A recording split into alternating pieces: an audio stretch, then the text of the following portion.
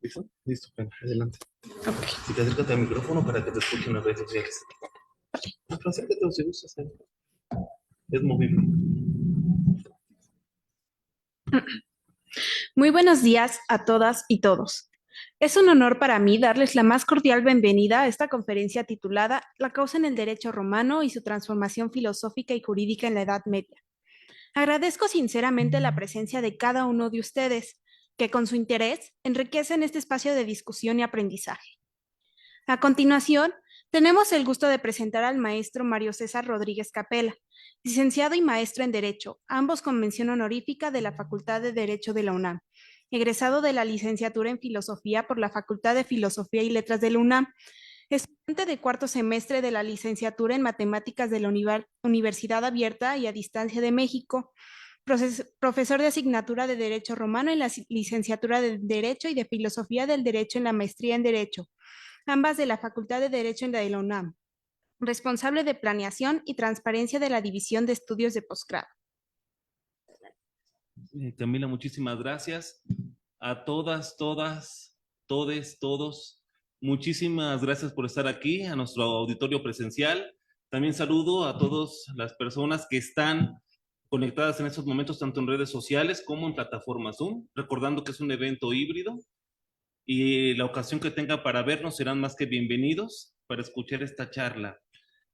El día de ayer tuvimos en efecto una conferencia más de índole filológico, quienes nos tuvieron el gusto de podernos acompañar, el doctor David Javier Leviston, que realmente, aunque su rama de investigación es la filosofía antigua, él también se especializó en la filología y nos trató precisamente de explicar cómo el término aitia, es decir, el griego lo que se traduce como causa, va introduciéndose desde Homero hasta las primeras obras de los presocráticos, aunque con una clara diferencia en lo que es la causalidad en el aspecto más científico, no surge como tal en la filosofía, sino en la ciencia médica.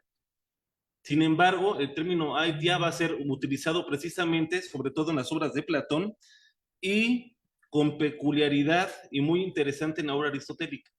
Si bien ayer tuvimos una charla filológica, hoy me toca expresar o dar una bienvenida a una exposición filosófica.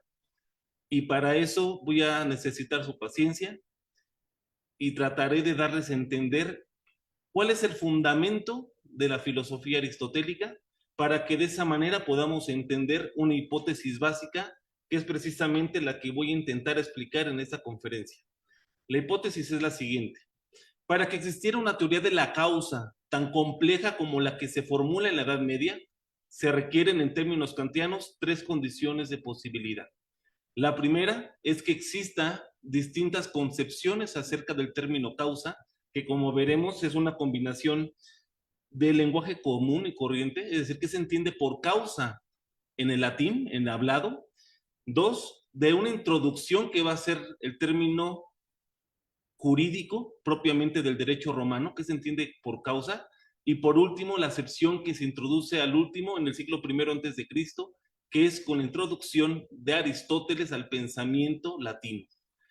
Si no es por esas tres concepciones de causa y además una mecánica hoy criticable duramente por la academia, pero que era muy plausible en la Edad Media, un método exegético muy particular que van a seguir los primeros posglosadores.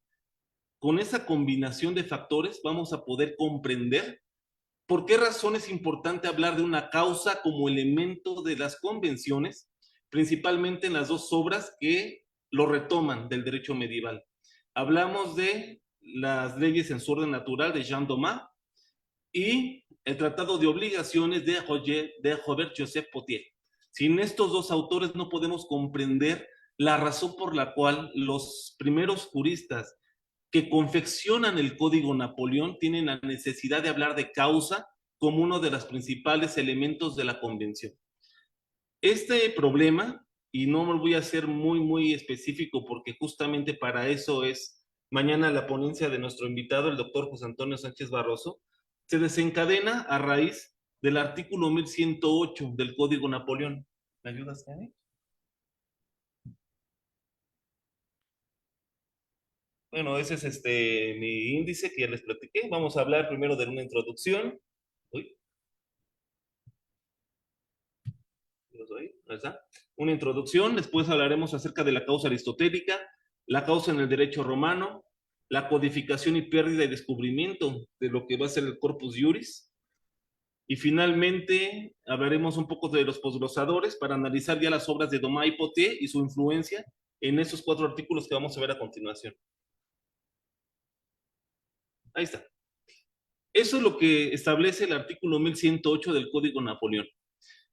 Cabe aclarar que bajo el nombre de las diferentes maneras que se adquiere la propiedad, el libro tercero del Código regulaba en el tercer título de los contratos o de las obligaciones convencionales en general una compleja teoría de obligaciones. En específico, en el capítulo segundo, que tiene bajo el título de las condiciones esenciales para la validez de las convenciones, se hallaba este artículo. Traten de pensar en los primeros juristas que se enfrentaban a un código que era por sí mismo completo. Eso es una de las principales virtudes que le establece incluso el propio Planiol cuando habla acerca de la confección del Código Napoleón. Es un código que por primera vez se basa a sí mismo. Es decir, bajo esa ilusión que es muy dada justamente a los juristas de tratar de entender una obra en su completud y pensar que un texto jurídico tiene que bastarse a sí mismo, que tiene que explicarse en cada uno de sus términos. Los primeros comentaristas del Código Napoleón van a empezar a ver precisamente este articulado y van a intentar entenderlo. El artículo 1108 de lo que era el primer Código Napoleón, por desgracia hoy, desde el 2014, este artículo ya fue modificado, decía lo siguiente: 4 condiciones son esenciales para la validez de una convención: el consentimiento de la parte que se obliga, su capacidad de contratar, un objeto cierto que forma la materia del acuerdo y por último una causa lícita en la obligación. El tema no es menor. Hoy por hoy, basándonos en nuestros propios libros, en nuestro propio conocimiento actual, podríamos incluso diferenciar hacia qué parte podemos clasificar cada uno de estos elementos.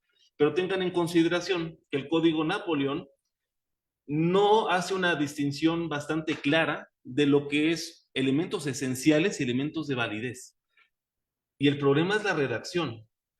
El legislador está tomando en consideración que la causa hace parte de un elemento esencial. Ahora bien, ya hablamos que en efecto el Código Napoleón es muy sucinto y muy sistemático. Y posteriormente de ese artículo empieza a través de secciones a analizar cada uno de los elementos. Cuando tiene que tratar acerca de la causa, vamos a encontrar esos 3 artículos nada más. 1131. La obligación sin causa o sobre una falsa causa, sobre una causa ilícita, no puede tener algún efecto. El 1132. La convención es válida aunque no se haya expresado la causa. Y por último, el artículo 1133. La causa es ilícita cuando está prohibida por ley, cuando es contraria a las buenas costumbres o al orden público. Fuera de esos 3 artículos no hay otra mención de causa. Entonces la pregunta es obvia. Entonces, ¿qué entendemos por causa? El método que se hacía en ese tiempo, que es el método de la exégesis, que posteriormente ya a inicio del siglo XX, Julian Boncasse va a definir bastante bien, consistía en lo siguiente: ante la oscuridad del texto hay que analizar otras disposiciones que pudieran contener alguna mención. Si no se logra eso, es decir, si el código no es tan preciso, hay que irnos a las discusiones del Consejo de Estado. El problema es que cuando eso hacen los primeros exégetas, parece ser que la causa pasó inadvertida. No dice nada, absolutamente. Y solamente como último recurso podemos acudir directamente a la tradición jurídica. Y precisamente eso es lo que hacen los primeros exégetas y analizan con rigor que en efecto las 2 obras que los propios redactores llegan a citar en las discusiones de Estado son la obra de Jean Thomas, que es el padre del derecho civil francés, las leyes en su orden natural, y por último el Tratado de Obligaciones de Robert Joseph Potier. Potier en efecto habla sobre la causa y lo hace de manera muy parecida a ese tipo de artículos. ¿Pero por qué? ¿Cuándo se da esa transformación de ese tipo de causa que además parece ser que se utiliza sin mayor apremio, con muchísimas connotaciones? ¿Por qué ese tipo de causa fue considerada como un elemento esencial de las convenciones en el derecho francés? las consecuencias son clarísimas. En el derecho positivo actual, el vigente mexicano, se sigue reconociendo la causa, solamente con otro nombre, ¿no? Como el motivo o fin determinante de la voluntad. Me parece la tercera fracción del artículo 1795 del Código Civil. Pero nuestro código es causalista. Si bien el francés, a partir de la reforma propulsada por el presidente Hollande, ya no regula la causa en sentido estricto, sigo siendo causalista en la clasificación de las convenciones y de las obligaciones que llegan a sustituir esos nuevos artículos.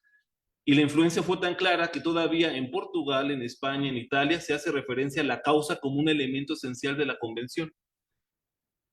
Eso lo discutirá nuestro oponente el día de mañana. A mí me toca ir un poquito más al pasado para tratar de explicar cómo es que surge esta complicada noción de causa y sobre todo, no tanto el código, sino cuál fue el elemento constitutivo del pensamiento de Pothier para tratar de entender la causa como un elemento de la obligación. Y eso lo único que nos lleva es adentrarnos al pensamiento medieval, a la necedad, que lo veremos en su momento, de querer implementar una legislación que tenía 500 años de vigencia. Es como si yo hoy quisiera regular la situación nacional con las leyes de Castilla, para que más o menos entiendan el despropósito. ¿Cómo regulo el Internet con las leyes del Toro? O con las 7 partidas de Alfonso el Sabio. Es imposible. Y lo mismo tuvieron esa problemática los primeros comentaristas, ya no del Código Napoleón, sino del Corpus Juris, que había sido descubierto por obra de Ernerio, que fue un filólogo, luego jurista, creador de la Escuela de Bolonia en el siglo XI. Porque los italianos, a su vieja usanza, sintiéndose romanos, consideraron que la Constitución Cordis, que había promulgado Justiniano en el siglo, a mediados del siglo VI, que hacía obligatoria la aplicación de su corpus a todo el imperio romano, ellos sintiéndose parte del imperio, lo quisieron aplicar. ¿Y cómo aplicamos situaciones de hace 500 años a la realidad? Eso es imposible. Y un tipo de hermenéutica que va a hacer precisamente los juristas medievales va a propiciar el surgimiento de teorías interesantísimas, en específico en cómo se conforma el consentimiento, y en esa teoría empezaremos a hablar justamente el término de causa. Entonces, estas son mis hipótesis para la exposición de hoy. La primera, que para que existiera la teoría de la causa tuvo que haber una mezcla de estas 4 condiciones. Que hubiera 3 nociones de causa, en efecto. Había causa en el lenguaje ordinario, es decir, si alguien busca, por ejemplo, ¿qué significa causa en un diccionario latino-español? Es muy sencillo y incluso mandan muchas ocasiones a varios textos clásicos de la época, porque causa en el lenguaje ordinario del latín significaba motivo. Y así encontramos muchas veces referencia, por ejemplo, en Tácito, de la causa belli, el motivo de la guerra fue tal, punto.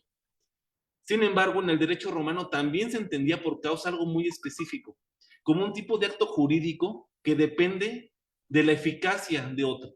Eso era la causa para los juristas. Y lo podemos ver claramente en la adquisición de la propiedad, en el tema de las daciones, es decir, de los préstamos, y por último en las donaciones.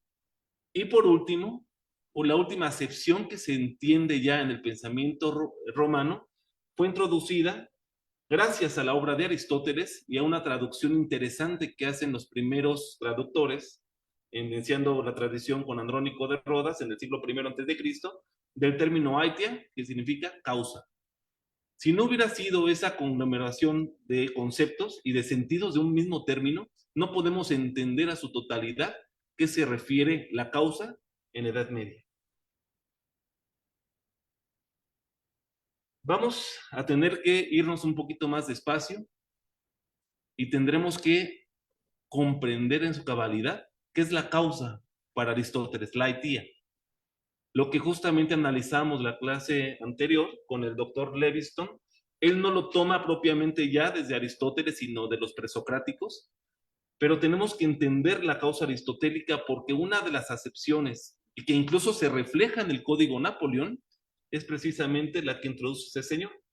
Aristóteles, en efecto, en el 980-21 de su Metafísica, inicia de manera espectacular de esta manera. Pantes anthropoi tu eidenai oregontai fisei. todos los hombres por naturaleza desean saber. Y así lo refleja, por ejemplo, el amor a las sensaciones, piensa Aristóteles. Los animales tienen por naturaleza la sensación y a partir de esta en algunos de ellos se genera la memoria. Por esa razón se explica que se consideren más inteligentes y capaces de aprender de los que no pueden recordar. Es decir, él veía, por ejemplo, en la naturaleza, que es un biólogo, un perro, por ejemplo, es capaz de tener discernimiento de cuando comete una cosa inmoral en la casa, ¿no? Si se hace pipí donde no tiene que hacerse pipí el perrito, basta que se acuerde del periódico para que tema. Y eso es un aprendizaje. Cosa contrario, si yo me pongo a regañarle a las hormigas de que no entren a mi casa, no me van a entender, porque solamente quien tiene capacidad de generar recuerdos es más inteligente de quien no la tiene. Eso piensa Aristóteles. El resto de los animales vive gracias a las imágenes y los recuerdos, sigue diciéndole esta girita en metafísica, sin participar apenas de la experiencia, mientras que el género humano vive, además, gracias al arte y a los razonamientos. Bueno, la experiencia se genera en los hombres a partir de la memoria y, en efecto, una multitud de recuerdos del mismo asunto acaban por constituir una fuerza de una única experiencia. Hasta aquí Aristóteles lo que está haciendo es hacernos y explicándonos una teoría del conocimiento. ¿Cómo es que el ser humano conoce? Desde las sensaciones, hay algunos animales que de muchas sensaciones generan un único recuerdo, por eso la memoria es como un síntoma de que existe racionalidad, pero muchos recuerdos del mismo orden generan la experiencia. Y nosotros tenemos más por sabios a alguien que es experto en algo que a alguien que solamente recuerda. Sin embargo, el género humano no solamente encuentra en la experiencia, sino en el arte, la manera de vivir. Sin embargo, la experiencia, piensa Aristóteles, no parece diferir en absoluto al arte, sino que los hombres de experiencia tienen más éxito incluso de quienes poseen la teoría, pero no la experiencia. Y sin embargo, no es menos cierto que se piense que el saber y el conocer se dan más bien en el arte que en la experiencia, y se tiene más por sabios a los hombres de arte que a los de experiencia. Esto sucede porque los unos saben la causa y los otros no. Yo recuerdo, para simplificar mucho esto, en una ocasión que me estaban instalando precisamente un servicio de internet de una compañía, el instalador me decía que su hijo tenía la intención también de dedicarse a eso. Y él le dijo, no, hijo, tú estudia la ingeniería.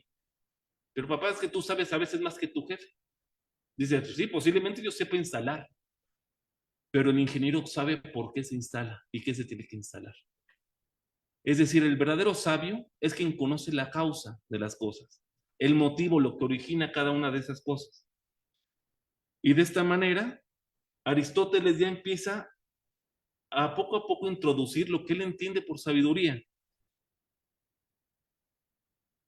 Justamente nos va a decir en el 981b que en la ética está dicho cuál es la diferencia entre arte y ciencia y los demás conocimientos del mismo género.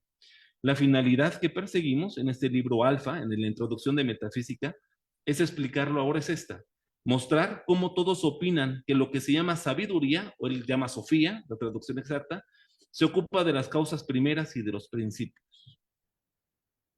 Y ahora sí, vamos al asunto más fino. ¿Te ayudas, Carlos? ¿Y cuáles son esas causas o principios? Eso ya lo dice en el capítulo 2 de del libro Alfa Metafísica. Y eso es complicado, porque esto lo veo con mis alumnos de filosofía del derecho y empiezan a sufrir. Vamos a ver cuáles son las causas. Se los dejo leer y a ver, ustedes, auditorio o gente que nos está siguiendo en redes sociales o en Zoom, intenten descifrar cuáles son esas 4 causas. Leo textual. Y pues que evidentemente es preciso adquirir la ciencia de las primeras causas. Decimos en efecto que sabemos una cosa cuando queremos conocer su causa primera, y las causas se dividen en 4, una de las cuales decimos que es la substancia. El término correcto, la traducción, refiere a usía, y la esencia, el toti en einai, pues el por qué se reduce al concepto último y el por qué primero es causa y principio. La otra es la materia o el sujeto, la tercera aquella de donde procede el principio del movimiento, y la cuarta, la que se opone a esta, es decir, la causa final o el bien, pues este es el fin de cualquier generación y movimiento. Ahí están las 4 causas. Sí, pero el problema aquí es, ¿y cómo las explico? ¿No? O sea, en primer lugar, ¿qué demonios significa eso de la usía? ¿Sustancia y esencia son lo mismo? ¿Hablamos de la misma causa? ¿O a qué se refiere con el totin en einai?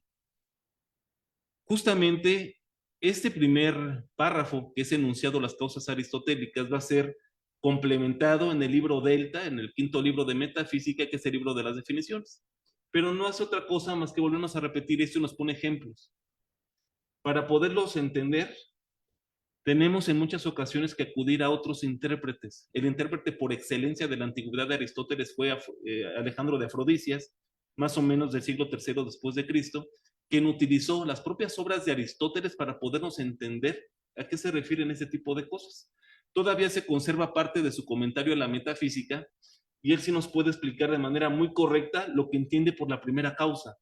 Cuando hablaba de la substancia o usía, la usía, es decir, la esencia, aquello que hace que las cosas sean, y el totineineinai está muy enfocado a la definición, pero en todo caso se refiere al eidos platónico, es decir, a la forma, y por esa razón le llaman esa primera causa la causa formal.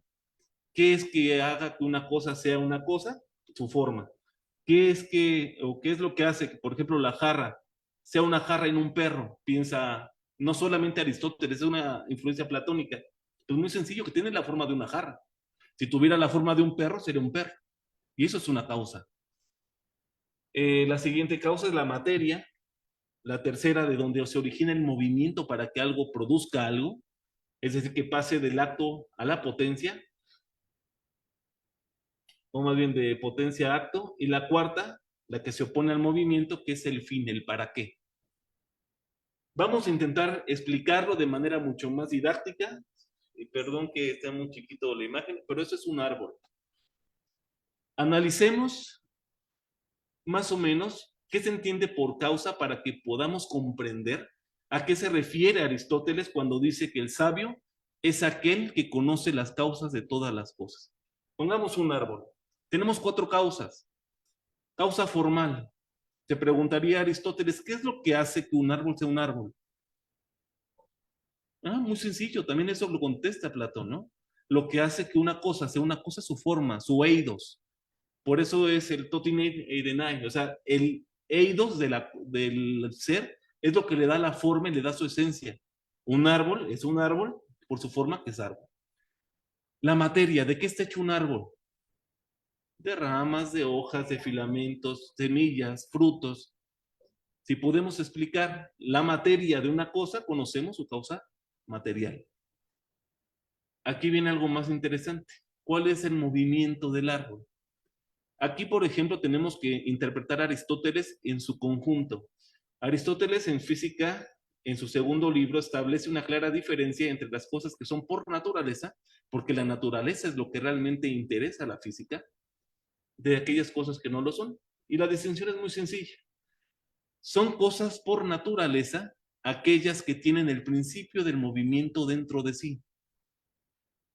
¿Por qué razón una estatua no es natural? Porque dentro de sí no está el principio del movimiento. Es decir, un conjunto de piedras tiene la potencia de ser una estatua, pero requiere de alguien más, de un agente externo que le dé la forma de estatua. El árbol no sucede así. En el ser humano, en los animales, en las plantas, el principio de movimiento se halla en sí mismo. Y es interesantísimo cuando en partes de los animales Aristóteles, al estudiar, por ejemplo, un perro, dice es que lo que le da movimiento al perro es el corazón. Ahí está su causa eficiente. Porque si yo le quito el corazón, deja simplemente de moverse. Y nosotros también, la causa eficiente está en nuestro corazón, lo que nos permite continuar. Luego, la causa eficiente de un árbol está en sí misma, porque una semilla, encontrando condiciones adecuadas, podrá pasar de la potencia al acto y se transforma en un árbol. ¿Y cuál es la causa final de un árbol? Aquí lo curioso es que para Aristóteles la naturaleza tiene fin. Y eso lo encuentra porque él es biólogo más que filósofo. Él ve, por ejemplo, que hay ciertos tomates que generan una hoja exclusivamente para taparlas del sol. ¿Cuál es la causa final de una hoja que hace el tomate? Que se proteja del sol. Y es más interesante porque en Física 2, precisamente, Aristóteles refiere que la naturaleza tiene esa finalidad. Y la finalidad de la naturaleza se da en su forma, porque siempre de una vaca van a ser un becerro. De una vaca nunca sale un perro, ¿eh? Se los puedo jurar. De un manzano sale una manzana. Su finalidad es perpetuar la especie mediante su propia forma. Y cuando eso no sucede, cuando por ejemplo encontramos que de una gata sale un ser con 5 patas, nosotros mismos decimos que la naturaleza ha fallado como buena madre. Y tenemos a los monstruos. Y lo mismo así sucede en el ser humano. Cuando la naturaleza falla, hay monstruos. Sale lo monstruoso, lo que no es natural. De tal manera que entendiendo esa simple idea, podemos comprender los seres naturales. Pero el problema es que, como bien dice Aristóteles en Metafísica, el ser humano participa no solamente de la naturaleza, sino del arte. ¿Podemos explicar lo que está hecho por arte a través de las causas? Dice, pues por supuesto que sí. Pongamos el ejemplo de esta mesa. ¿Qué es lo que hace que esta mesa sea mesa? ¿Cuál es su causa formal? Su forma de mesa, porque no es una silla. ¿De qué está hecha la mesa? Pues de clavos, de madera, de mano de obra. Ya tenemos su causa material. Vayamos a la causa eficiente. ¿Dónde está el origen de la mesa? ¿Quién hizo que la mesa fuera una mesa? Ella misma, ¿no? Tenemos que encontrar en un agente externo. Esa es su causa eficiente, lo que hace que las cosas sean. En este caso será el artesano, que transformó la madera y los clavos en una mesa. ¿Y cuál es su causa final? ¿Su para qué? ¿Para qué existe la mesa? Pues para que podamos poner cosas.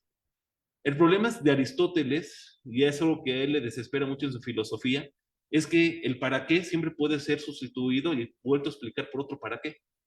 ¿Para qué es una mesa? Pues para poner cosas. ¿Y para qué quiero poner cosas? Pues para estar más cómodo. ¿Y para qué quiero estar más cómodo? Pues al final, pues para estar bien. Y por eso dice, o sea, el para qué es lo mismo que el bien, porque todas las cosas tienden hacia el bien. Y esa es otra idea que hereda del propio maestro, que es Platón. Para Platón, la idea base, leidos, era lo bueno. Todas las cosas están vinculadas directamente a la idea primigenia, que es el bien. Y eso es algo que podemos encontrar en Aristóteles como un seguidor auténtico de Platón. Sabiendo eso, podemos ya conocer y afirmar que conocemos la teoría de las 4 causas. Evidentemente, Aristóteles nunca se preocupó por explicar los fenómenos jurídicos. Si tenemos obras de Aristóteles, es la política, por ejemplo, o bien la Constitución de Atenas, pero no es una obra jurídica, es más bien una obra histórica de por qué Atenas se regulaba así. No tenemos análisis jurídicos propiamente de Aristóteles. Él nunca se preocupó de cuál era la causa del contrato o la idea del contrato, mucho menos de la obligación, eso es posterior.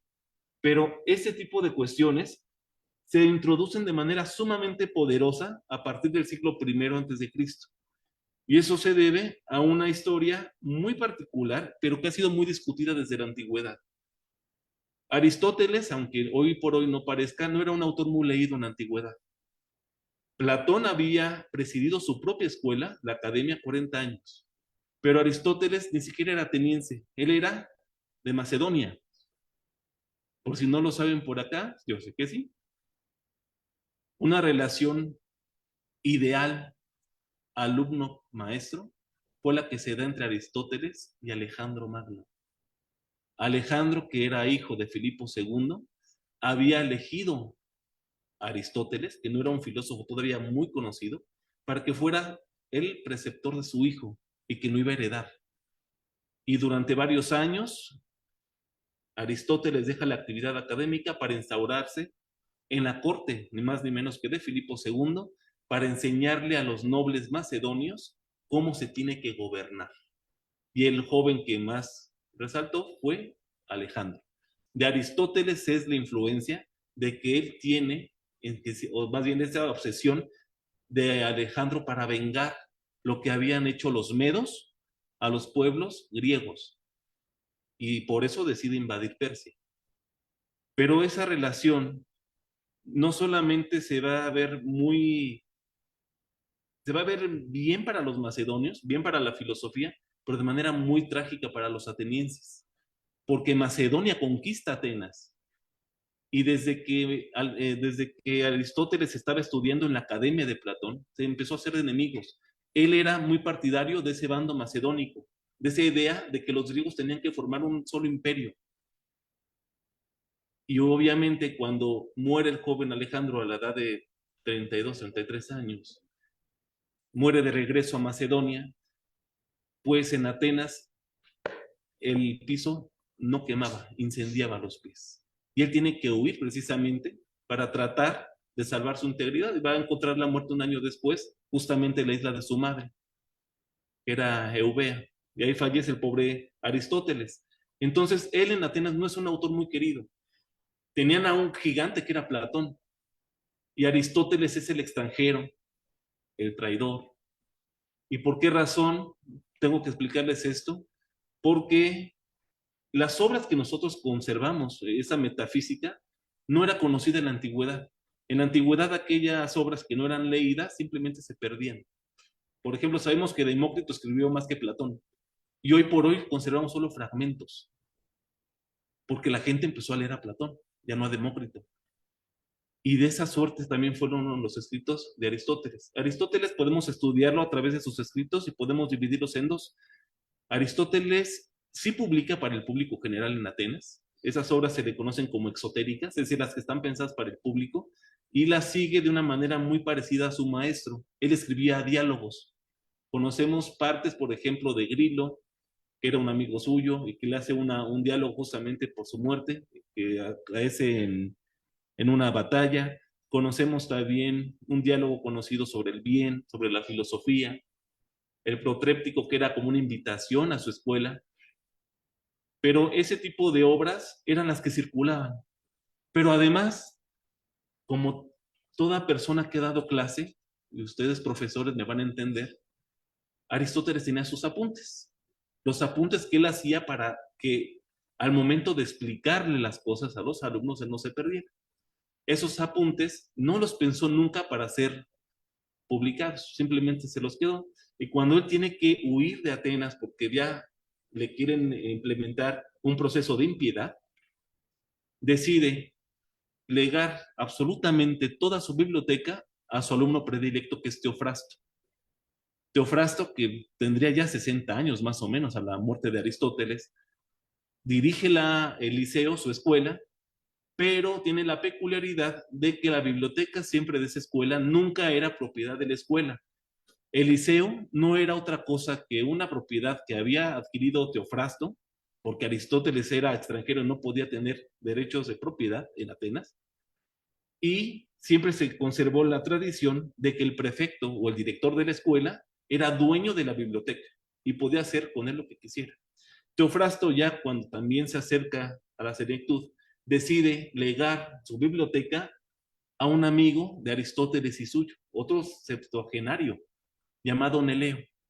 Y cuando fallece Teofrasto, Neleo agarra la biblioteca y se la lleva a su ciudad natal, que es Sepsis. Creo que les traje, ¿me ayudas a cambiarle? Les traje incluso la historia para que no nos perdamos, porque es casi un milagro que tengamos las obras que tenemos. Entonces, esta la biblioteca de Aristóteles se la pasa a Teofrasto, que es su principal discípulo. Él alega a Neleo, que era hijo de un amigo suyo, que es Corisco.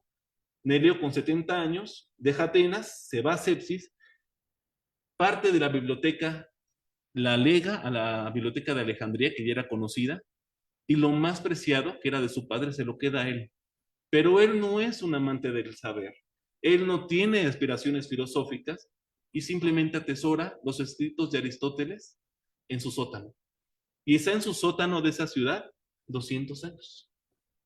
Listo, Fanny, la siguiente.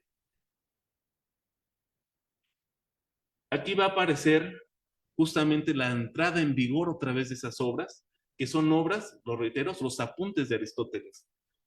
Tenemos que irnos ya más o menos 150 antes de Cristo, que es de las últimas ocasiones que volvemos a encontrar a Atenas como una potencia militar, pero ya enfrentada a la nueva amenaza que es Roma. Y aquí entra en vigor una figura muy polémica llamada Apelicón. Apelicón era un bibliófilo, es decir, alguien como yo, alguien que entraba a las bibliotecas y decía, qué bonitas obras, y que ni siquiera las lee después, pero uno las compra, ¿no? Él incluso tenía un proceso abierto en Atenas porque se había metido, aprovechando su, su posición social, se había metido al registro público de Atenas, se había robado obras. Pero en ese momento, dado que él era un estratego, es decir, un general, y Atenas estaba ya confabulando con Mitrídates para enfrentar a la potencia romana, que ya era atacada por Sila, decide apoyar a esa unión de ciudades atenienses, de ciudades helénicas más bien, y ellos deciden declararle la guerra a Roma. Evidentemente pierden, y cuando es capturado a Pelicón, también es capturado como botín de guerra por Sila, su enorme biblioteca, entre las que están 200 rollos aproximados de la obra original de puño y letra de Aristóteles. Para no hacerles el cuento largo, incluso Estrabón manda sacar nuevas copias de aquello que se está obteniendo del botín, y aprovechando, ¿me ayudas con la siguiente, Cami? Sila evidentemente no tiene gran interés, eres un militar, eres un político, y toda esa biblioteca la va a delegar en otras personas, bibliotecarios directamente que están residiendo en Roma. Estrabón nos cuenta que incluso ese gran bibliotecario decide acercarse a un esclavo que habían capturado, que sabía griego, llamado Tiranión. Tiranión a su vez tenía un discípulo llamado Andrónico, que coincide justamente, que había estudiado con algunos de los discípulos de Aristóteles directamente y conocía la obra aristotélica. Y cuando se los dan a Tiranión, él empieza a ver que esos escritos son sumamente antiguos y ni más ni menos que se constituyen como los apuntes de clase de Aristóteles. Y ahí, siglo I antes de Cristo, Aristóteles se vuelve una celebridad. De hecho, tenemos, si me ayudas, siguiente, Can. Bueno, Lúculo es ese bibliotecólogo quien se llevó los libros y los empieza a traducir al latín. Se ayuda de Tiranión, que conoce griego y latín. Cerca de 30,000 rollos fue el botín de guerra, 200 más o menos era la biblioteca de Aristóteles. De hecho, una de esas teorías que podemos confirmar es ni más ni menos que con Cicerón. Cicerón, que es un filósofo, un orador, sí leyó al Aristóteles viejito, es decir, al Aristóteles que por desgracia hoy no conservamos nada de esos escritos, porque pasó lo contrario, ¿no? Lo nuevo era tan novedoso, tan impresionante, que la gente empezó a consumir lo nuevo, y hoy por hoy desconocemos en su totalidad qué fueron de los diálogos aristotélicos, nada más tenemos fragmentos. Cicerón, que sí menciona con frecuencia sus escritos a Tiranión, del 59 al 46 a.C., afirma que en efecto él incluso llega a comentar algunos diálogos aristotélicos, pero en el Hortensio, escrito hacia el 46 a.C., dice esto: tiene uno que esforzar vigorosamente al espíritu cuando lee e interpreta a Aristóteles. Sin duda ya está leyendo la edición de Andrónico de Rodas. Y así es como nosotros conservamos la obra aristotélica. Si se dan cuenta, si es que así es como dicen ser nuestras fuentes, la historia, que nosotros tengamos la metafísica, la física, política, retórica, es un milagro. Evidentemente, todo este tipo de historias siempre se han presentado con cierta duda, porque curiosamente, incluso el término metafísica, según lo que nos cuenta, por ejemplo, el propio Andrónico, habría surgido de una manera muy especial, porque Andrónico de Rodas lo que hace es empezar a leer esos textos, los empieza a clasificar por temas en común, y según esto, había algunos que estaban relacionados entre sí, pero que no cabían ni en política, ni en física, ni en psicología, y que hablaban acerca justamente de las causas, de los principios, de Dios, y él no sabe dónde ponerlos. Pero como los tiene que poner en su biblioteca, decide ponerlos después de los escritos de física. Eso en griego es metatafísica, y eso significaría que metafísica se refiere no a un conocimiento más allá del ser, más allá de la realidad, sino simplemente que son los escritos que están después de los escritos de física. O sea, al lado de física hay un espacio, se los mete. Eso obviamente siempre ha causado cierta confusión. Por ejemplo, Kant fue una persona muy crítica, dice, por el amor de Dios, ¿no? Qué casualidad que temas como el ser, que claramente metafísica también puede significar más allá de lo natural, de lo que es la realidad se haya hecho de esa manera, ¿no? No es creíble. Lo mismo un autor francés, Pierre Robin, que también dice, es que a mí se me hace que eso fue una farsa publicitaria. Oigan, ¿saben qué? Voy a sacar yo los nuevos escritos de Platón. Y fíjense que voy a llamar a eso el gran diálogo. O sea, ¿qué tontería es esa, no? Diría Pierre Robin. Dice, claro que no, debe haber algo ahí no necesariamente tan verdadero. Lo cierto es que las fuentes sí nos hacen pensar en esa historia que es la oficial. Y al menos a mí me hace ilusión creer que así se introduce otra vez Aristóteles. Y así en el siglo I ya tenemos esta primera acepción de causa, que empieza a combinar, porque Aitia en efecto va a ser traducido por causa, y la causa que se entiende por motivo en el lenguaje ordinario no queda muy alejado del origen de las cosas, que es un origen más bien, es un significado más bien metafísico. Entonces ya tenemos algo en el lenguaje ordinario y un lenguaje metafísico. Pero pasemos a la última condición de posibilidad. Eso ya lo vimos, Andy. Ya lo vimos. Ahí está. También la causa aparece en un sentido más bien de orden teórico, más bien un orden práctico que teórico, utilizando un poquito la acepción kantiana del término.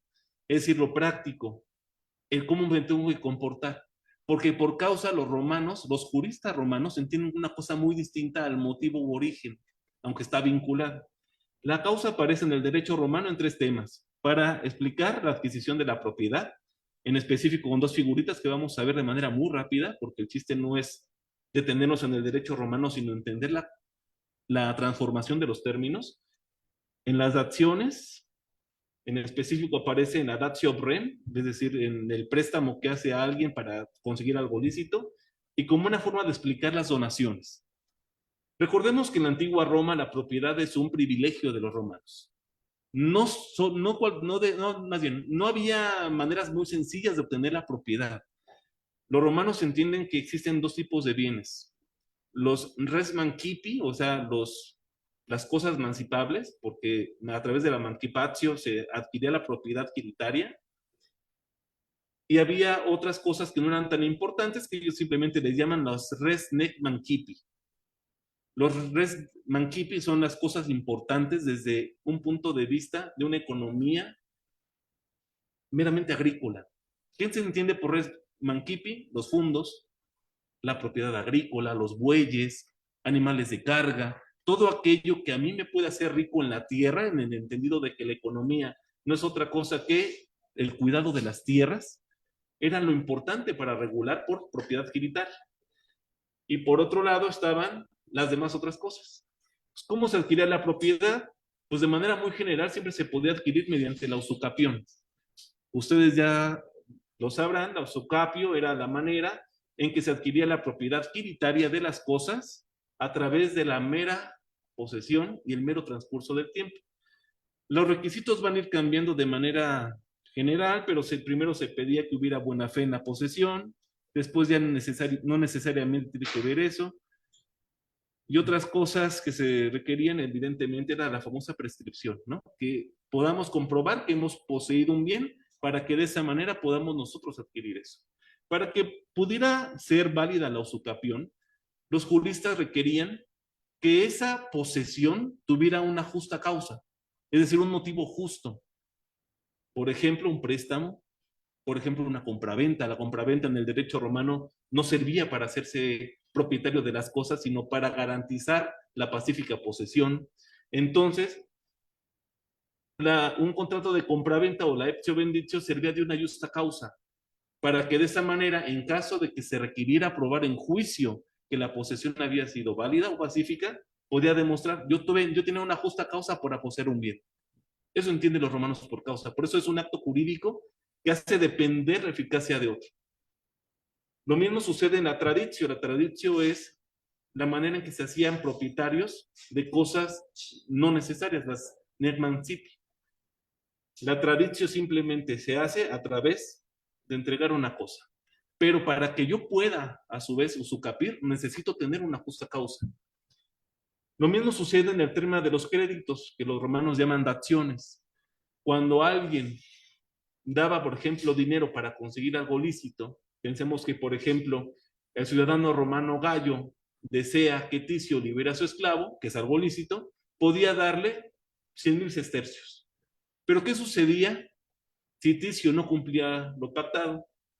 Él ya había recibido el dinero, pero al no haber concluido de manera exitosa el negocio jurídico, dejaba de tener una causa lícita para poseer un bien. Y lo mismo podemos entender en el tema de las donaciones. Una donación no es ni siquiera un contrato en un negocio en la antigua Roma, simplemente una manera de explicar cómo hay gente desinteresada que regala su patrimonio de gratis, sin recibir nada de cambio, ¿no? Pero la donación era válida siempre y cuando hubiera una justa causa. Por ejemplo, darle a mi hija que se va a casar un fondo. Pero si no se casa, ¿qué sucede? Pues el esposo tendría en este caso, o el pretendiente, el que somos, ya no tendría alguna facultad para poseer ese bien y pierde su causa para tener un bien. Y de esa manera yo ya podía ejercitar una condicción a través de un pretor para recuperar lo que es de mi propiedad porque falla la causa. Eso es la causa en el derecho romano. Y aquí viene lo interesante. ¿Y cómo fue posible que esas tres nociones metafísicas, prácticas y del lenguaje ordinario se mezclaran para llegar a un punto que es analizar la obra de Domade y Potier? Pues, sin lugar a dudas, a través de la simple historia y en específico a un emperador que fue mulado 1300 años después, que es Justiniano. Porque Justiniano, que solamente ya controla, estamos ya pensando en el siglo VI después de Cristo, controla la parte oriental porque el occidental se pierde a partir del 476. Él decide, como un acto romántico, recuperar el derecho romano para que sus súbditos no solamente lo entiendan, lo estudien, sino que lo apliquen. Él quería, en efecto, hacer una obra aplicable a su tiempo. Y de esa manera, ya no voy a entrar en muchos detalles, se va confeccionando lo que entendemos hoy como el Corpus Juris, ¿no? Primero hace codificar lo que había dicho desde el emperador Adriano hasta la fecha en un código llamado el Código Viejo o el Codex Vetus. Las opiniones de los juristas, es decir, el ius, se van a enfrascar en el digesto o en las pandectas en griego. Incluso pide a la comisión que está redactando el corpus, liderada por Triboniano, que haga un manual de derecho, y esas son las famosas instituciones, que se basan justamente en las de Gallo, y lo que él dice, bueno, todo lo que yo diga a partir de ahorita, a través de su Constitución Cordis, se va a empezar a codificar, y esas son las famosas novelas. Y ese conjunto es lo que se conoce con el Corpus Juris. También a ese afán romántico de preservar lo romano, Justiniano va a empezar, a través de uno de sus generales más brillantes, que es Doroteo, a intentar controlar lo que fue en su momento el derecho de la antigua Roma, el imperio. Y así va a empezar a tener campañas muy exitosas con los reinos vándalos, en específico de Túnez, conquista Sicilia, Cerdeña, se apropia de Rávena, que era la capital imperial, y llega incluso a España. Y en su afán de que él se le recuerde mediante una constitución llamada Cordi del 16 de noviembre del 534, manda a publicar manda a publicar muchísimos tomos de lo que es su corpus y los distribuye en todos los lugares donde sus ejércitos han llegado. Y así tenemos, por ejemplo, que en el siglo VII, siglo VIII, todavía en Rávena, que era un baluarte bizantino, se sigue enseñando el derecho romano de Justiniano. Pero la última expresión propiamente formal que tenemos de Justiniano no es sino hasta el año 603, con una última mención que hace el Papa Gregorio sobre el corpus, y después simplemente desaparece. Pues no es lo mismo la voluntad de un solo hombre que la realidad, es la verdad. Y vamos a tener 400 años de oscurantismo en cuanto al derecho romano propiamente. No es que no hubiera derecho romano, no se conociera. No se conocía por Justiniano más bien, porque los reyes bárbaros, como una manera de legitimar su posición y además como una manera simplemente de dar justicia a los súbditos romanos, tengamos en cuenta, por ejemplo, que cuando los francos llegan a la actual Galia, francos propiamente representaba el 2.4% de la población, es decir, el 97.6% era romana, y ellos tenían sus propias costumbres, sus propias leyes. Entonces los reyes son muy prácticos y saben, yo tengo que resolver pero yo no voy a resolver con base en mi derecho. Obviamente voy a tratar de ayudar a los romanos a que ellos sigan resolviendo la jurisprudencia como ellos lo han entendido. Y empieza a haber esa mezcolanza. Y para que los propios jueces bárbaros pudieran entender el derecho romano, ordenan las primeras codificaciones. Así tenemos el código de Eurico, de Alarico y de otros príncipes que se empiezan a tomar en serio la tarea de gobernar, porque para ellos son reyes, pero son reyes que están dando justicia a los romanos y a sus propios pueblos que son consuetudinarios. Solamente así entendían ellos los del derecho romano, pero el corpus en el occidente no es muy estudiado, sino hasta algo que el profesor Guillermo Florid Margadán narra de una manera muy particular.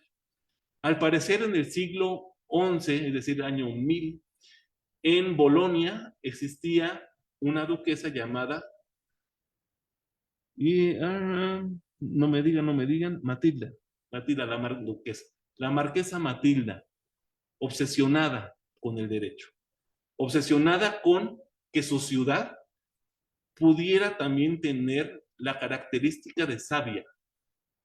Y ella había entendido que en Rávena todavía se estudiaba el derecho clásico. Y así un monje que era muy amigo de ella, él era filólogo, es decir, parecido al experto que vino ayer, amaba las palabras, su origen. A él le empezó a meter el gusanito, justamente porque había habido una guerra entre Florencia y Pisa, habían conquistado Pisa, entran a la biblioteca, la saquean y empiezan a descubrir que, como era muy caro producir papiros y papel, lo que hacían nuestros antiguos contemporáneos eran, pues, si esto ya no me sirve, pues le pongo corrector, tal cual, y le escribo arriba. Es más sencillo que adquirir nuevo papel, pero el problema con el paso de los años y con malas condiciones de almacenaje y almacenamiento, pues, la capa superior se empieza a desprender. Y en una de esas cosas aparece un tomo del Digesto. Irnerio lo ve y le llama mucho la atención. Eran 3 tomos los que conformaban el Digesto. Él encontró el 1 y el 3. Y en otra guerra que hubo con Amalfi en esos años, vuelve a ir a la biblioteca y encuentra el 2. Y dice, santo Dios, ya tengo la obra de Justiniano. Se regresa a Bolonia y justamente coincide, cerca del 1080, que él es la primera escuela de derecho formal que existe y hasta la fecha está abierta, que es la Facultad de Derecho de la Universidad de Bolonia. Y surge la universidad con el derecho, en realidad. Teología y medicina y artes. La primerita fue la de Bolonia y la inaugura la Facultad de Derecho Irnerio. Irnerio va a empezar a tomar una gran virtud que tienen en ese tiempo, que es tratar de estudiar las figuras jurídicas. Pero pensemos esto, los medievales no son muy adeptos a la cultura actual de la academia. Lo que hacían ellos es curioso, pero es lo que hacen los estudiantes con los libros de la biblioteca. Abren el libro, dicen, mira, esto me sirve para el examen, y empiezan a hacer anotaciones marginales. Esas anotaciones marginales se le conocían en ese entonces y hasta ahora como glosas. Y así surge la famosa escuela de los glosadores. Los alumnos de Irnerio empiezan a anotar y a hacer apuntes muy específicos para explicar ciertas cosas que vienen en el código. Pero recuerden que su academia es más bien primitiva, estamos hablando del inicio de la universidad. Y entendiendo que los italianos se consideraban parte del imperio, los primeros juristas van a tener la obsesión de querer aplicar el Corpus Iuris de Justiniano, y lo reitero fechas, estamos hablando del 535. Una obra del 535 quiere ser aplicada al 1080. Pues yo también quiero aplicar entonces las leyes de Castilla, ¿no? A la regulación del Internet. Eso no se puede hacer bien. Entonces lo que ellos hacían, además de que arruinaban las obras originales, porque todo lo ponen en glosas, empiezan a hacer comentarios hasta de más, que llega un momento en que son tales las cantidades de glosas al corpus de Justiniano, que Apurcio en el 1220-40 más o menos, decide, ¿saben qué? Yo voy a hacer la obra de glosas. Y a partir de ahí surge otra nueva escuela. Pero su obsesión es muy particular y sus métodos son un poco atrevidos, si se me permite la expresión.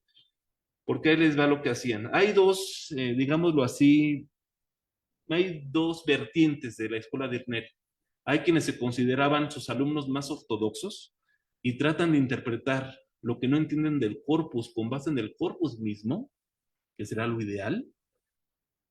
Por ejemplo, sigue esa idea búlgaro, y hay otros que en cambio son más atrevidos, como Martinus. Y Martino lo que hace es un método que al día de hoy sería hasta grotesco. Vamos a ponerles un ejemplo muy claro. Supongamos que en efecto yo ya vi que la compraventa que únicamente logra que yo pueda salvar la posesión para usufructuar es algo inútil. Yo quiero cambiarla. Yo ya sé cuál es el resultado. Quiero de A, quiero llegar a B. Ahora tengo que llegar a B. Pero si el texto no me ayuda, pues lo importante aquí es citar a la autoridad, ¿no? Y hay algo que me puede ayudar, pero está en la Biblia. ¿Por qué no? Es un libro sagrado, ¿no? ¿A quién me va a decir que no?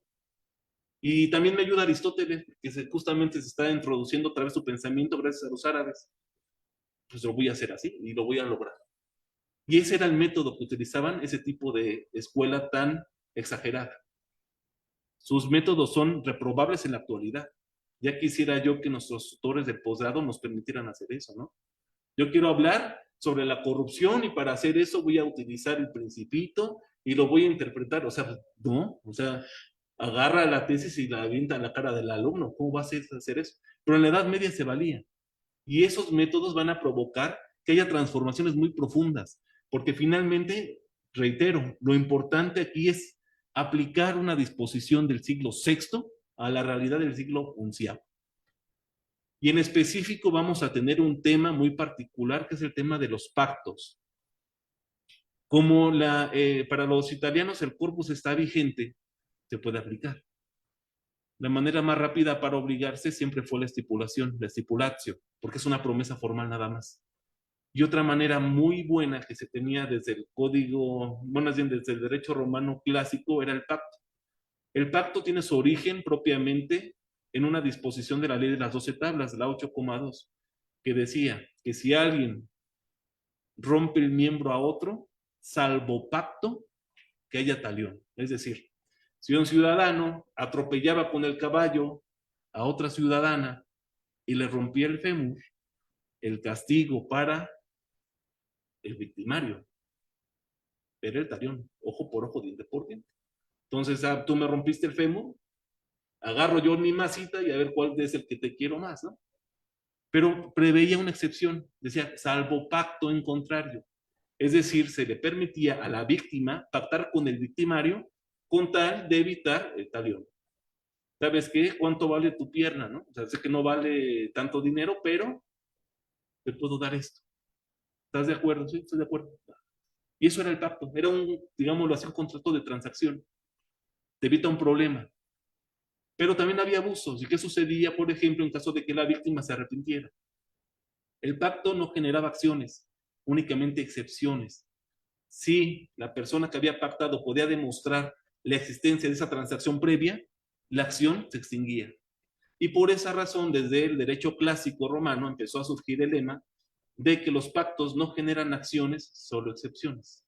El problema es que el pacto, así entendido, empezó a ser utilizado de más, porque no solamente era para salvarme del delito, sino que si yo podía transar en el sentido actual del término con el policía, pues yo era hasta mejor, ¿no? Y de esa manera, ya desde las primeras interpretaciones de los juristas clásicos romanos y posclásicos, el pacto empieza a ser elevado a un tipo de negocio jurídico más amplio.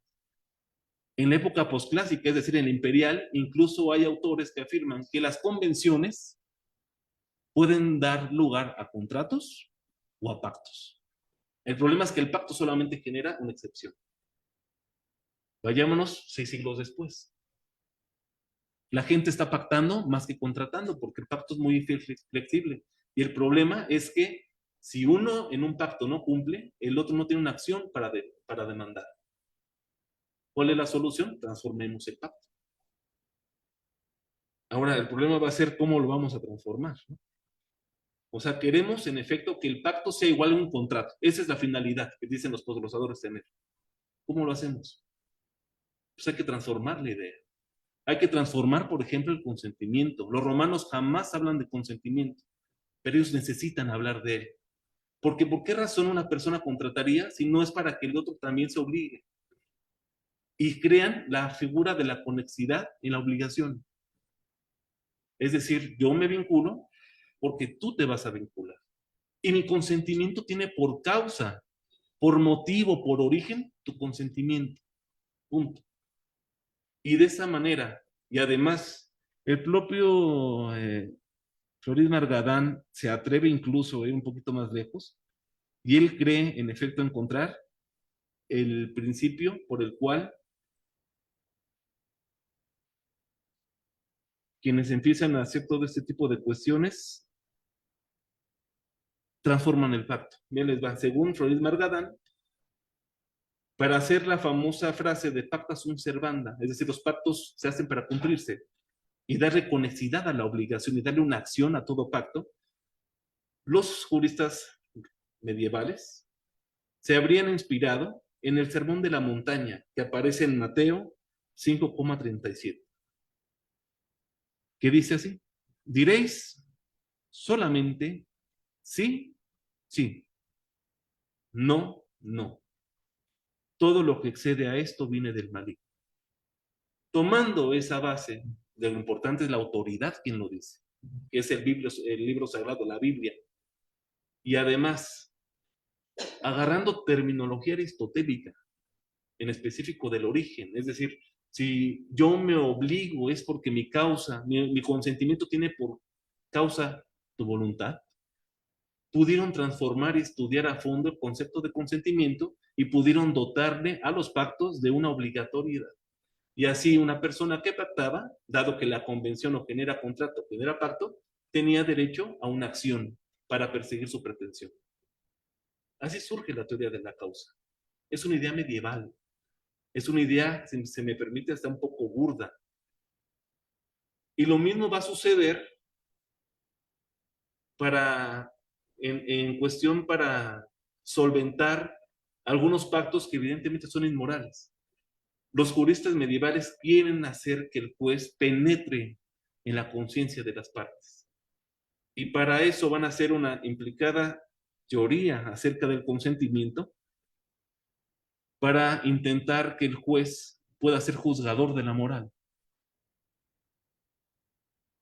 Porque en efecto, si alguien está contratando para hacer un mal, no puede ser susceptible de ser validado por el derecho. La moral es un límite a lo jurídico y precisamente también van a tener esa doble connotación. O sea, la causa sirve en efecto para explicar que mi voluntad se sujeta a otra y sin la otra no tengo yo por qué estar obligado a algo. Y además, mi voluntad, mi consentimiento tiene que ser lícito. Esa es la aportación de la teoría de la causa, y esa aportación ya la podemos ver en la obra de Azzo y Accurcio, siglo XIII, y en específico, quien va a hacer obras específicas para tratar de entender una nueva noción del consentimiento, ya lo vemos en Jacques de Revigny, un jurista francés, más o menos siglo XIII, siglo XIV, en el cual ya aparece un estudio serio acerca del consentimiento. Esa es la aportación medieval y cómo se va transformando. Ahora bien, tenemos que explicar, aún así, hasta dónde venimos a parar, que es el Código Napoleón. ¿Por qué llegamos hasta acá? Porque justamente analizaremos ahorita las dos obras bases del Código Napoleón, tratándose de la causa, que es la Ley en su orden natural de Jean Domas y el Tratado de Obligaciones de Potier. Creo que es la siguiente diapositiva, acá, si me ayudas. La siguiente. Esta es una parte de la obra de Domas, en específico su tratado sobre las leyes. Y ustedes van a ayudar a verificar que en efecto esa hipótesis que yo les tengo es verdadera. De que Domas empieza una confusión técnica acerca del término causa, porque no es lo mismo la causa entendida metafísicamente como una causa que viene ya de la Edad Media. Dice Domas, de hecho es el número 1, así inicia su obra. Parece que nada debería conocer mejor los hombres que los primeros principios de las leyes. Primeros principios. ¿Eso qué nos suena? A la metafísica de Aristóteles. Él su obra la desarrolla con base en la metafísica de Aristóteles. Incluso dice, No importa nada más que los primeros principios de las leyes que arreglan la conducta de cada uno en particular y el orden de la sociedad que forman juntos, y que hasta aquellos a quienes nos ha llegado a una luz de la religión, donde nosotros lo hemos aprendido, deberían por lo menos conocerlos dentro de sí mismos por estar grabados en el fondo de nuestra naturaleza. A pesar de esto, vemos que aún los más sabios entre aquellos que los han ignorado, lo que la religión nos enseña, lo han desconocido de tal suerte que han llegado al extremo de establecer leyes que los quebrantan y destruyen. ¿Me ayudas con la siguiente, Karen? Aquí, esto viene en número 2. Lo más necesario en las ciencias es poseer los primeros principios. O sea, volvemos, ¿no? Es lo mismo que nos dice Aristóteles en Metafísica. Cada una empieza por establecer los suyos y procura hacerlo con la claridad necesaria para que salten desde luego a la vista su verdad y certeza. O sea, Domán nos está diciendo el método. Yo voy a analizar las leyes con base en los primeros principios y sus causas. Y evidentemente de las leyes se basa a los contratos. La siguiente, por favor. Aquí inicia la primera teoría de la causa. Cuando Domá hace referencia precisamente a los contratos o a las maneras en que tenemos de contratar, dice lo siguiente. Las comunicaciones y comercios para el uso de las personas y de las cosas son de 4 clases, las cuales pueden formar 4 especies de convenciones. Recuerden que para los juristas romanos y medievales, de la convención nacen los pactos y los contratos. Entonces, las convenciones pueden ser aquellos que tratan entre sí, o bien se dan recíprocamente una cosa en cambio de otra, como en venta y permuta, o bien el uno hace algo por el otro, como encargándose de sus negocios, o bien el uno hace y el otro da, como cuando un jornalero alquila su trabajo por un cierto precio, o en fin, uno solo es el que da o hace sin que el otro por su parte niega cosa alguna, como cuando una persona se encarga gratuitamente del negocio de otro, o cuando alguno hace una donación por mera liberalidad. Es como la introducción. Yo sé que es aburrido, pero la siguiente viene ahora sí lo preciso. ¿De dónde viene esa teoría de las 4 causas, o de las causas de los contratos? La siguiente. ¿No hay otra antes? Me parece que no te los puse, pero con mucho gusto se los puedo leer.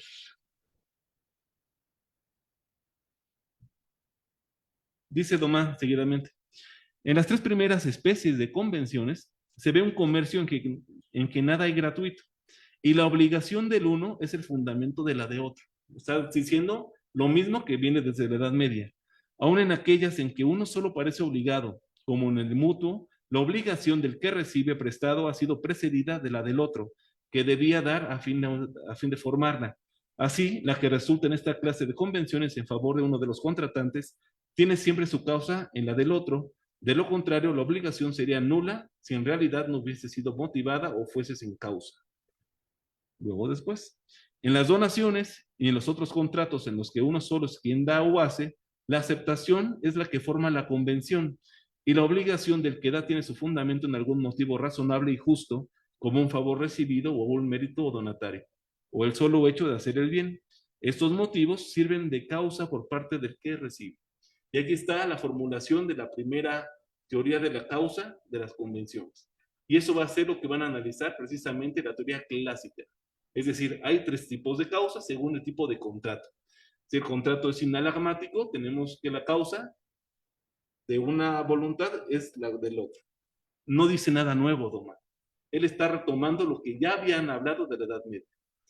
Luego, incluso eso es algo interesante porque también depende del enfoque en que se quiera dar. Porque una interpretación tal cual, cuando él dice, así la que resulta de esta clase de convenciones, no mentira, aún en aquellas en que uno solo parece obligado, como en el mutuo, la obligación del que recibe prestado ha sido precedida de la del otro. No habla como tal, a mi punto de vista, de un tipo de causa distinta. Más bien lo que está diciendo es que incluso en aquellos negocios en donde aparece que solamente uno se obliga, en realidad lo hace en virtud de otra persona, es decir, de la bilateralidad de la convención. Entonces no solo habría 3 tipos de causas, en realidad hay 2. Es decir, de los contratos sinalagmáticos, que incluso entraríamos aquí con el mutuo, y el de las donaciones. Y la única novedad de Domá es decir que lo que los romanos llaman la causa donandi, es decir, el motivo de la donación, para él es una causa determinante del contrato. Pero Domá no es el responsable directo de que no se entienda la teoría de la causa. El culpable es Potier, y lo vamos a ver ahorita. Ahí está, Robert-Joseph Potier, que en efecto, cuando uno lee sus obras, afirma lo que dice Planión. O sea, la claridad de Potier rara vez es superada. Es un autor tan sistemático que te va llevando de la mano, paso a paso, qué es lo que quiere hablar. Y en el Tratado de las Obligaciones, cuando habla acerca de las convenciones en general, afirma que es de la esencia de las obligaciones el que exista una causa de donde ellas nazcan, personas entre las cuales se contraigan y algo que sea objeto de las mismas. Ya estamos leyendo una redacción muy parecida al Código Napoleón. Pero aquí me quiero detener en esas primeras frases. Una causa de donde ellas nazcan. Esa causa no se refiere a lo que entienden los medievales, sino en un sentido de su origen. Porque incluso más adelante Potier va a decir, bueno, es que las causas de los contratos, o las causas de la obligación más bien, son los delitos, los cuasidelitos, los contratos y los cuasicontratos. Esas son las fuentes de los contratos. Ahí hay una primera gran confusión, porque Potier ya está utilizando el término causa de una manera muy distinta del que está retomada en Domá. ¿Me ayudas con la siguiente, Cami? Y aquí está, incluso aquí se los puse, en el número 2 de ese tratado. Las causas de las obligaciones son los contratos, los cuasicontratos, los delitos y los cuasidelitos. Y algunas veces la ley. Ese término de causa ya no se basa en una cuestión práctica, en una cuestión jurídica. Él está tomando el término de causa como el origen de las cosas, en su versión metafísica. O sea, ¿por qué razón surgen las obligaciones? Pues porque hay contratos o hay cuasicontratos, delitos o cuasidelitos, punto. No tiene nada que ver con la idea de conexidad que tienen los medievales. Y posteriormente dice, bueno, vamos a explicar poco a poco. Trataremos primero de los contratos que son la causa más frecuente donde nacen las obligaciones, luego de las otras causas que suelen producirlas, de las personas entre las cuales se contraen y por último de las cosas que pueden ser los objetos. ¿Vamos con la siguiente, Cami? Sí lo había puesto, pero al parecer se me movió en la última hora. Déjame un tantito, Cami. Cuando habla en efecto acerca de la causa, empieza diciendo Potier, los vicios de que pueden adolecer los contratos son el error, la violencia, el dolo, la lesión y la falta de vínculo y causan la obligación. Pero aquí, cuando habla de causa, ya no se refiere al origen de las cosas. Se está refiriendo a lo que dice Domá y que es retomado por los propios medievales. Es decir, por falta de conexidad, se puede perder un contrato. La obligación no existe por falta de conexidad. Y posteriormente, siguiendo su orden, va a hablar acerca de la falta de conexidad o la falta de causa. ¿Me ayudas, Ken?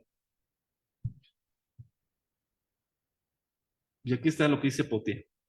Toda obligación debe tener una causa honesta. En los contratos de interés recíproco, la causa por la que uno se obliga a otro consiste en lo que éste da a aquel o en la promesa que hace de darle, o en el riesgo a que por su bien se expone. En los contratos de beneficencia, la causa en la liberalidad de una de sus partes. Pero cuando la obligación no tiene ninguna causa, o lo que es lo mismo cuando la causa del contrato es falsa, la obligación es nula, como es nulo también el contrato que debía producirla. Así, ni más ni claro, o sea, Potier es responsable de esta confusión doctrinal. Porque una cosa es entender la causa como origen de, como lo que nos decía el propio Aristóteles, y otra cosa muy distinta es entender la causa en su acepción jurídica medieval, en esa necesidad de entender la conexidad entre dos consentimientos, entre un consentimiento en realidad, entre dos voluntades. Y aquí lo está confundiendo completamente. Y naturalmente, los redactores del Código Napoleón se basaron en Potier más que en Domá. Esta misma redacción ya se puede estar explicando. E incluso hace factible lo que yo les comentaba hace rato, analizando a Domá. Domá no es que haya hecho una división tripartita de la causa. Esa es una interpretación errada. Incluso Potier, que se basa en Domá, lo vuelve a tomar. Hay dos causas para él. En los contratos sinalagmáticos, en donde la causa consiste en la promesa recíproca de prestación. Y por último, en los tratados de beneficencia, es decir, la donación, simplemente serán inmunzonantes. No dice nada nuevo. Pero ya Potier está utilizando dos conceptos que se están entremezclando un poquito y hace ya complicada la interpretación. Voy a hacer la siguiente, Cam. Por último, dice Potier, que cuando la causa de la obligación ofende a la justicia, la buena fe o las buenas costumbres, no existe obligación ni el contrato producirá efecto alguno. Eso fue la segunda parte que vimos de los medievales. Y ahora sí, teniendo estos elementos, ayudas con la siguiente recapitulación. Si tomamos en consideración que la comisión redactora reconoce abiertamente que fue Robert-Joseph Potier la fuente primigenia para este libro de las obligaciones, podemos comprender el contenido verídico del Código Napoleón y así nos hubiéramos ahorrado lo que veremos el día de mañana, pero que también es importante para explicar por qué estamos donde estamos hoy. Artículo 1131. Bueno, empezando por el anterior, el 1108. O sea, una convención es válida, en efecto, porque se requiere una causa en la obligación. Es decir, en la reciprocidad de la voluntad. Si no hay reciprocidad en la voluntad, no se puede explicar que una persona se esté obligando. Punto. Cuando analizamos ya propiamente los tres artículos que hablan acerca de la causa, el primero, la obligación sin causa o sobre una falsa causa o sobre una causa ilícita no puede tener algún efecto. Estamos haciendo referencia a esa segunda interpretación de los posglosadores.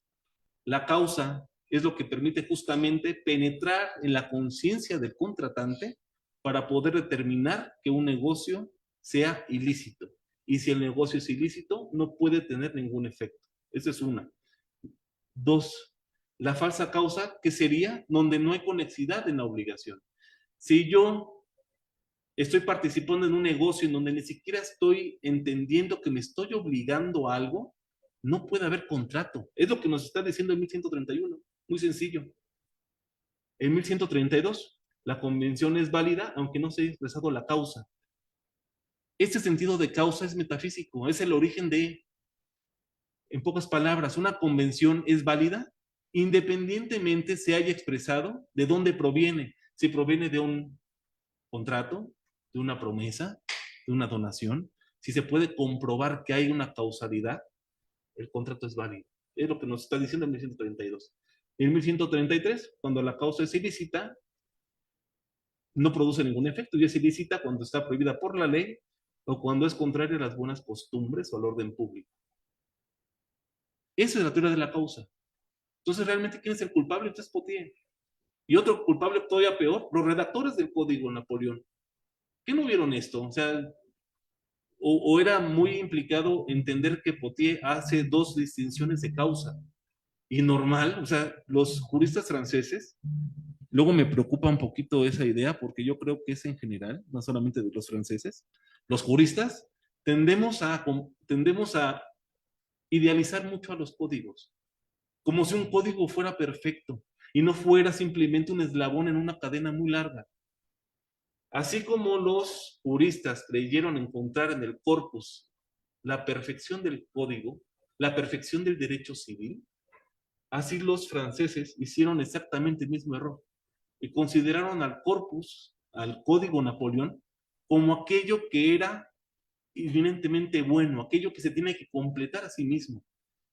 Y ese es el problema de la interpretación de la causa, porque cuando los pobres franceses, sin tener una noción histórica de dónde viene toda esta regulación, empiezan a analizar artículo por artículo, se dan cuenta que no hay explicación. Y se van a la exposición de Estado, en donde los redactores ni siquiera tuvieron la precisión de determinar que a qué causa se refiere, e inicia la teoría de la causa, e inicia la teoría clásica, y habrá después quien se oponga, y lo veremos ya mañana, a la teoría clásica, los anticausalistas, y después habrá una parte ecléctica, dice, bueno, es que ya está en el código, hay que dar una explicación, vayamos a lo que dicen los tribunales, a la jurisprudencia, cómo se ha comportado la causa, y creo que es Von Kaskin en 1832 encuentra un caso, que es el caso Panderier, que da una total interpretación a la causa, entendiéndola ya como un motivo o fin determinante de una voluntad. Y por eso nosotros tenemos esa teoría en nuestro 1795. Pero sería mucho más sencillo si hubiéramos entendido esto nada más. ¿Qué necesidad, no, de escribir tanto y tantas obras tan complejas? Porque quien da derecho civil no me podrán dejar mentir que qué difícil es hablar de este tema. Y luego hay autores que se van al extremo. Muchos dicen, no, pues es que el motivo fin determinante es este punto. Y otros, no, es que tenemos que hablar de la teoría de la causa. Así es el doctor Rafael Roquina Villegas. Y te expone durante más de 80 páginas qué es la teoría causalista y en dónde estamos nosotros. Y nosotros seguimos la teoría causalista, nada más que nosotros en vez de llamarle causa, porque había mucha confusión, nos ahorramos el camino, le pusimos motivo, objeto o fin lícito, ¿no? Que además lo ponemos mal, porque parece que son sinónimos y no lo es. Pero toda esa parte de análisis, yo les invito a que continúen en este curso intersemestral con nosotros. Mañana, de verdad, nuestro ponente es de excelencia. Eso sería todo de mi parte. Muchísimas gracias por su presencia.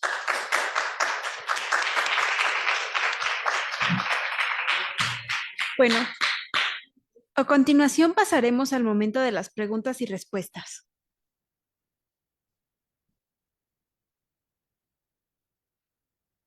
Están abiertos a preguntar tanto aquí en el público presente como por Zoom, así que adelante, por favor.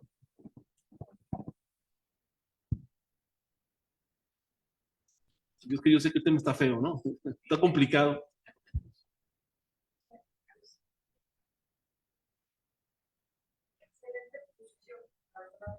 Doctora, muchas gracias.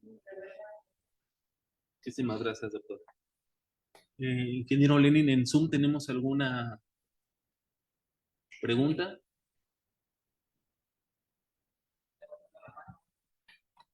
¿Nadie?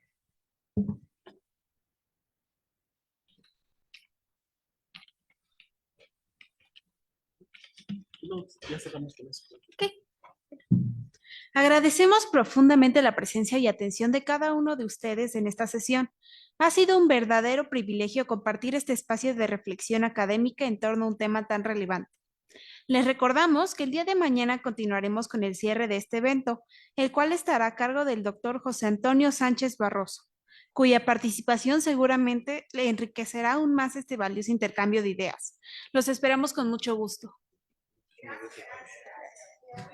Muchas gracias, doctor.